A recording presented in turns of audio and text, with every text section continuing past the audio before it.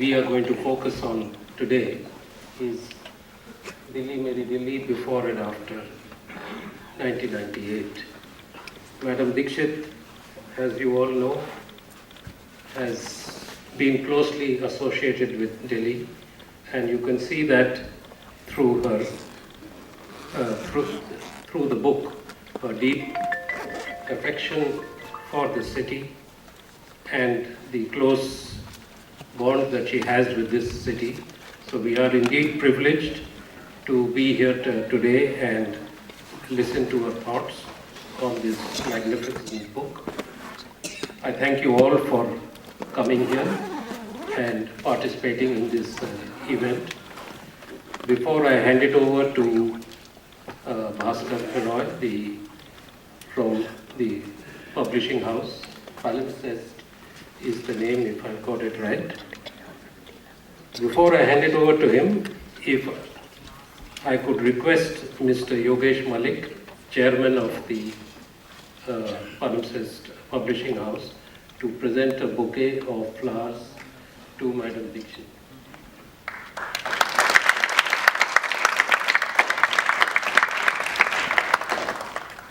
We'll just have a photograph and then we'll be on our way.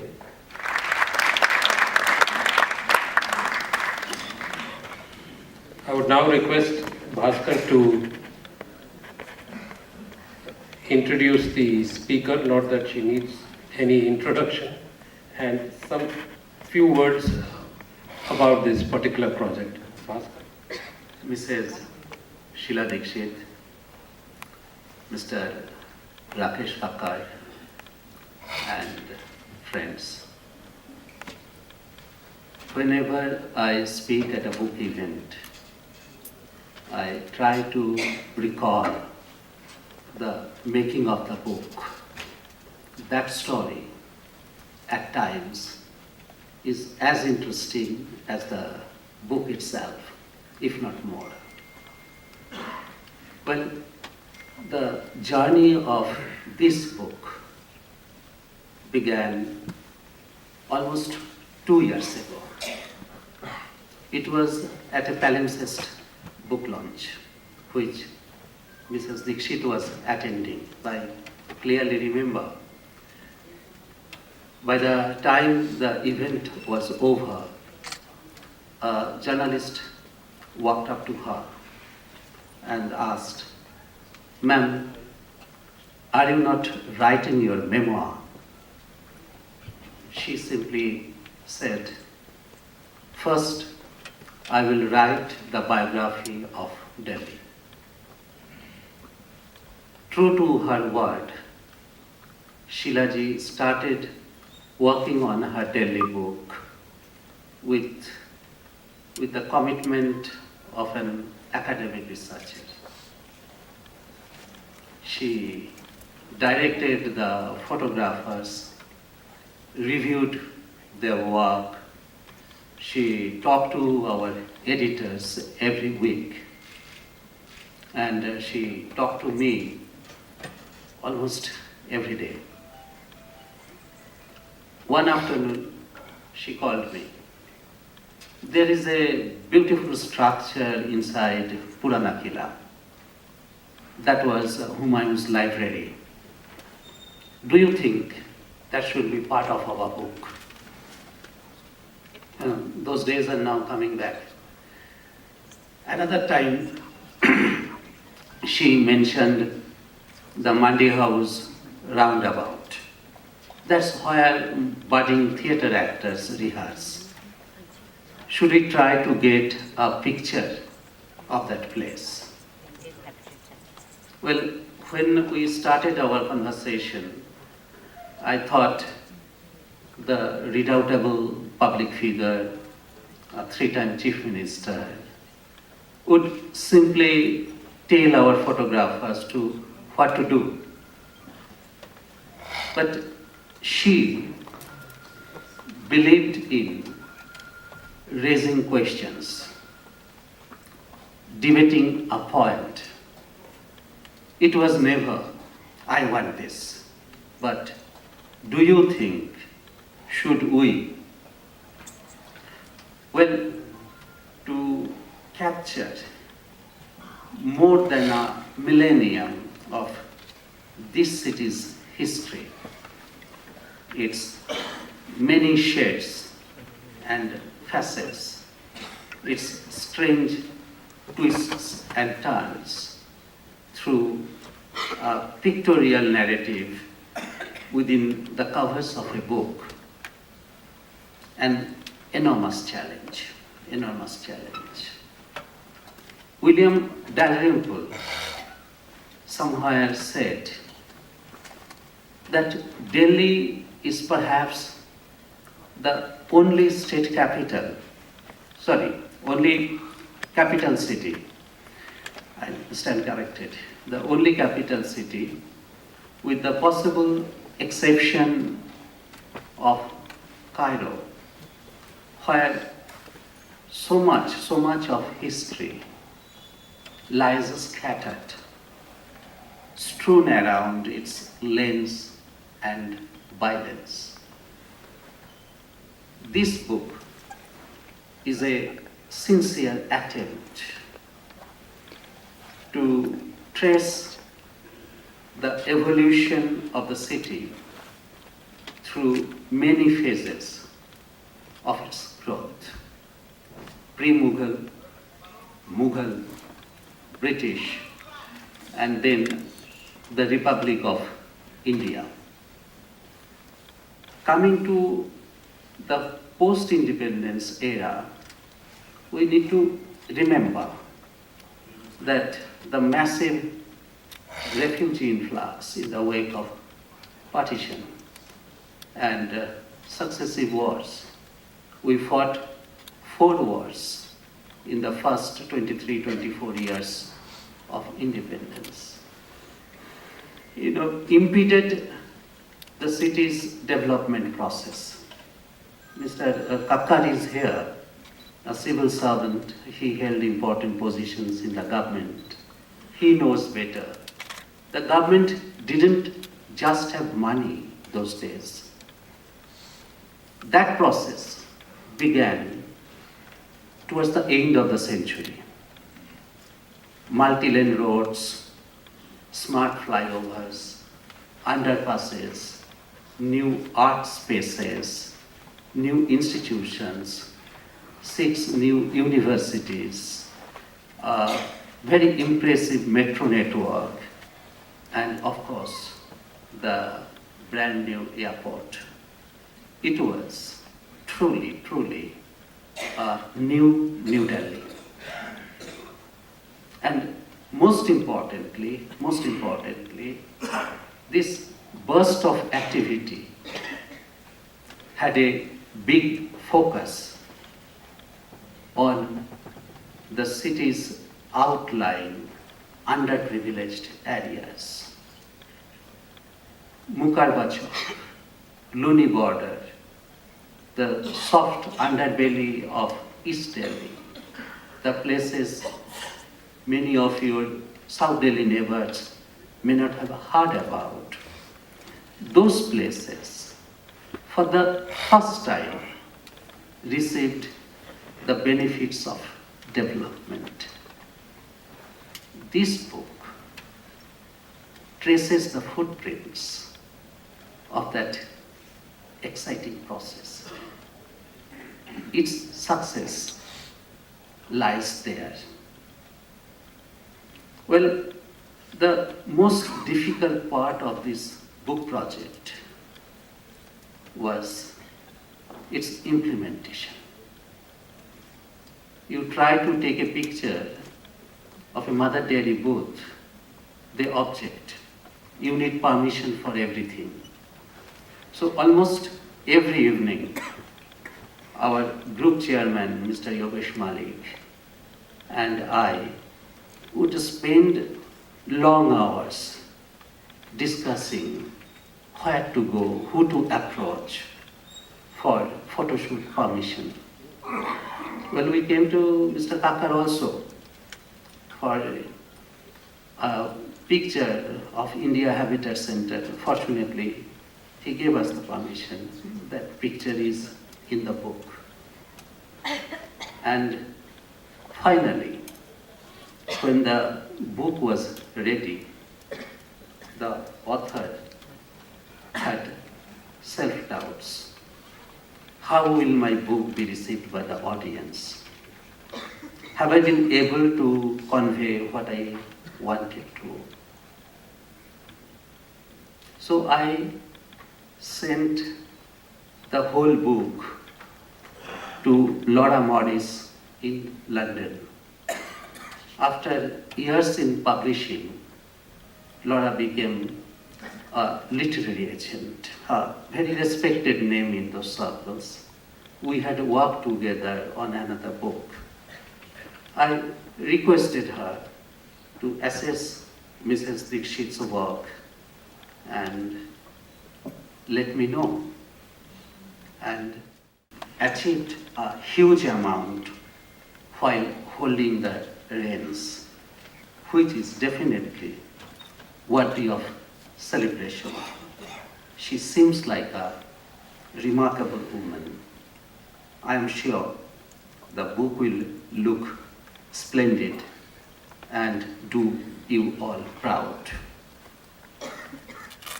Well, we all agree with Laura, and we know the remarkable woman has produced a remarkable book. Thank you.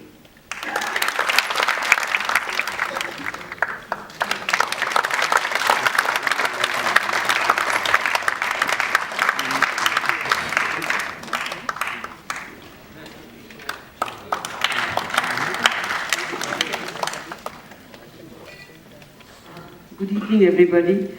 I want to thank you from the bottom of my heart for taking the trouble to come here. It has given me an enormous amount of encouragement, but I promise not to write another book. It's been a wonderful journey trying to discover Delhi, the Delhi that was there.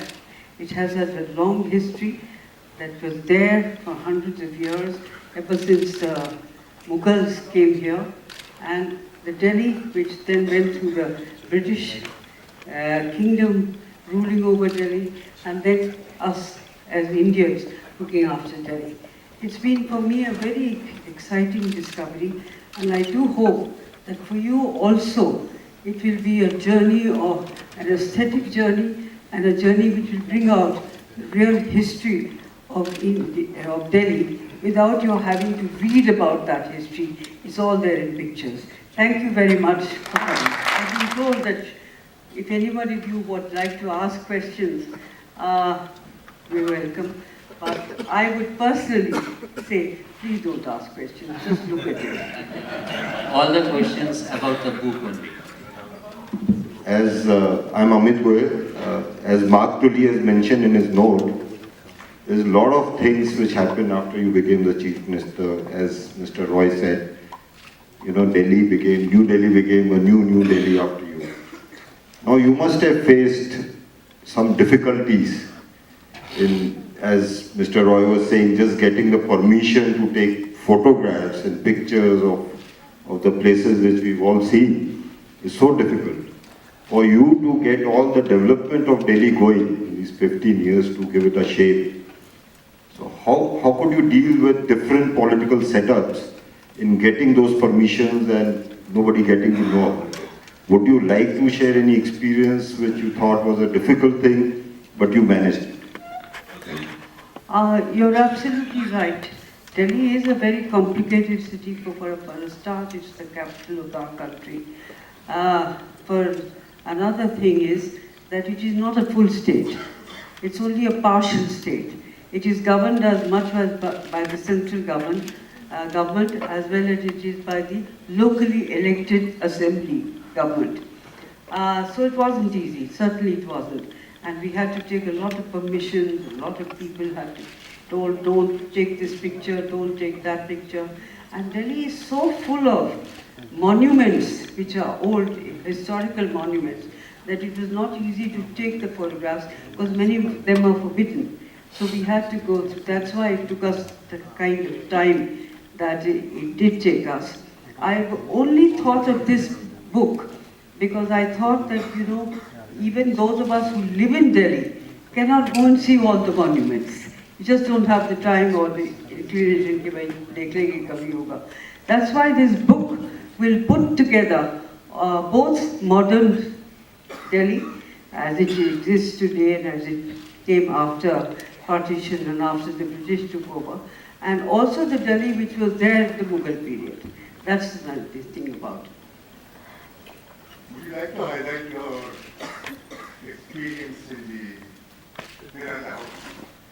Like your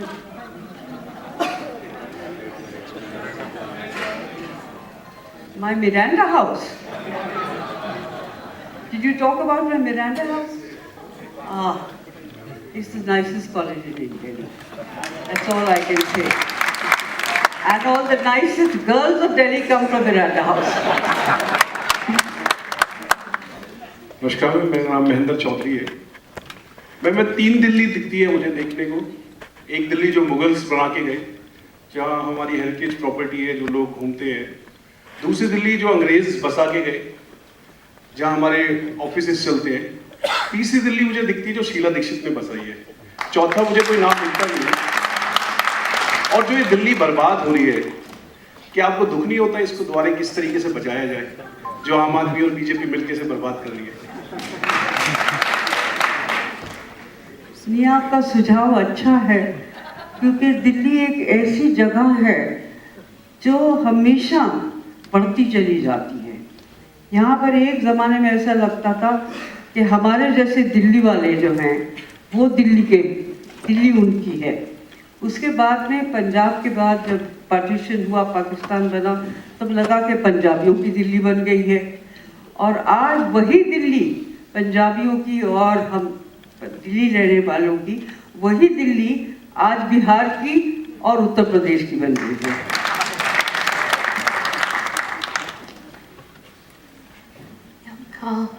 Sheila ji, namaskar.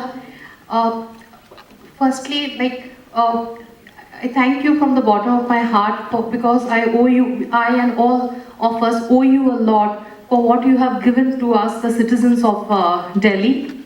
My question is that when you were at the helm of affairs in administration in Delhi for 15 years, I'm sure that you had time constraints in visiting a lot of the places, like some significant monuments.